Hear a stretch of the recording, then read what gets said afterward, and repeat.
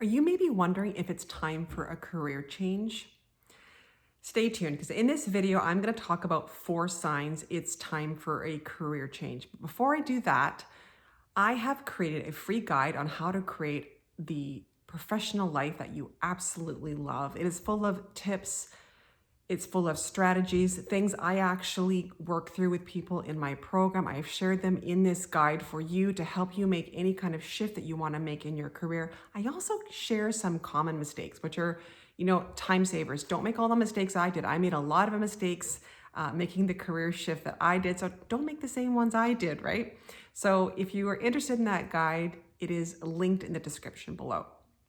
Now, before I get into some signs, this is the second video I've actually created. I'm also going to put the link to the first video down below. And why am I sharing this? Some more signs. What's happening out there right now is there are so many people who are unhappy, and somehow over the years it's become normalized to be unhappy in your career, to feel exhausted by Friday, to have a pit in your stomach on a Monday morning and just feel drained and just to hate your work. It's just what we have to do to get through. And we're starting to see that shift, but the statistics are still really high. I've heard as high as numbers.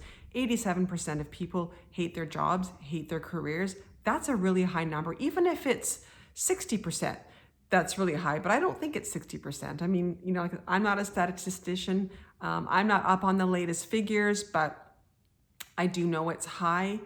And so we need to start seeing the signs for what they are. They are a sign to us that it's actually time to make a shift.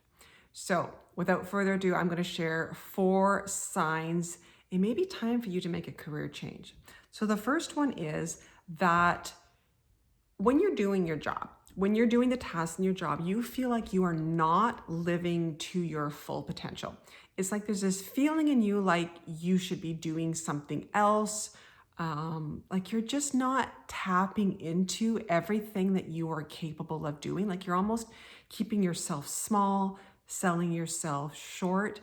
And you may even see people around you and think to yourself, like, they actually would do better at my job. Like maybe you're not even like being a rock star at it. Like you might just be starting to maybe not perform as well because you're actually just feeling like there's something else for you. And I want to share a quick story and an example for you about my career shift. So I used to be in the corporate world as a CPA, and I knew many years ago this was not the thing for me. So I figured out all the things I needed to figure out to know what it is that I needed to know about myself to make a career shift where I would feel happy and fulfilled. And I was starting to build it. So I was building a side business while I was working in the corporate world. But I was scared to leave, to be really honest. I was scared to leave. I'm a single parent. I was scared to leave the corporate world. And a job posting came up in the company I was working for, and I applied on it because I wanted more. Actually, to be honest, I just wanted more money. Like I thought to myself, right, I'll apply on this job. And, ironically, I didn't get the job, and which is kind of strange because typically for me as a person, like I go for something, I tend to get it. Like I'm a go-getter. I'm really conscientious, but I think there was a part of me that knew I didn't want it, and I just didn't really fully show up. And when I found out who they hired, the thought that came to my mind is, yeah, you know what? She was the right person. Like she was the best person they could have hired. I was so happy for her. I thought, she's meant for this job. And I looked at myself and I went, yeah, you know what? It wasn't for me. And it wasn't for me. And ironically, within a couple months, I was no longer at that organization and I went full time in my business.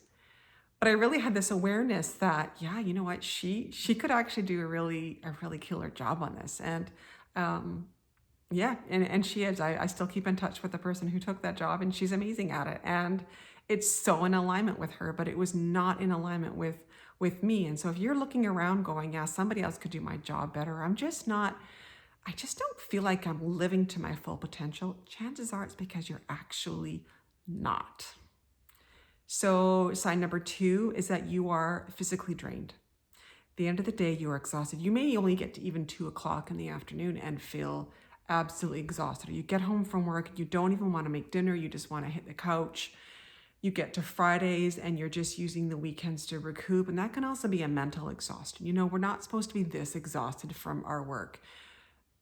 When we're doing that, all we're doing is working. Like, what is life really? If all we're doing is giving our best energy and our best time and our best resources to our work, our work, if we are in alignment, actually energizes us. And that's such a fundamental difference. It is so critically important to know. It's not supposed to drain us. When I get off a client call with coaching, I am so invigorated. I am excited. I'm usually filled with gratitude. I have the coolest clients. I love them all. It's a totally separate feeling. I remember, just making it to 11 o'clock in the morning and feeling like I needed a nap when I was in my old job. So if you are finding you are, mentally and physically drained by the end of your day, by the end of your week, and you just want to sleep or just relax, binge watch Netflix, it's not really healthy, to be honest with you. And it's been normalized for sure. We've seen lots of even memes and jokes and TV shows about it, but it's not optimal if you want to, live a really full and amazing life. So sign number 3 is that you find you have to become a completely different person at work. So who you are in your personal life, who you are at work are two separate people. It's like you have to wear a mask. I hear from a lot of people like they have to hold themselves back. Like they're afraid if they show who they really are, they are going to be judged, they're not going to be accepted. The environment they are in or the job that they're in is just not going to accept them. And so they hold themselves back and they keep themselves small, essentially put on masks. I think that's how it's almost how the corporate mentality used to be, is to put on all these suits. And it's, when you think about a suit, it's like a costume when you think about it. We put on these different clothes that we never would even buy for ourselves. Put on these costumes, we go to this place, we act different than who we are.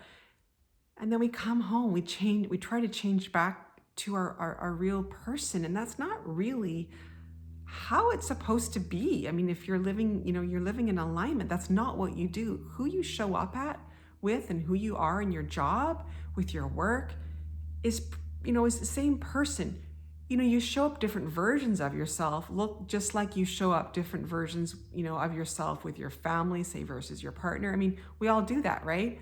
But we're still the same person. And when you go to your job and when you working in your career, you should feel like you can show up authentically as you are, true to your core. And it's actually a gift. Like it's actually working for you that you get to show up like this. This is actually, part of what you have to create and to bring into this world. So if you're not able to do that, this really could be a big sign that it's time for a shift.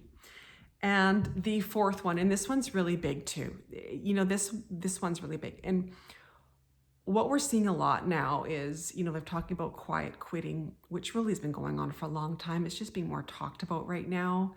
But people really checking out of their jobs. And it's this feeling like what they're doing doesn't really matter. Like, what's the point? And so many of these large corporations and large organizations right now, they have built so much red tape and so much processes that it's almost like we've become removed from what we were actually doing in the first place.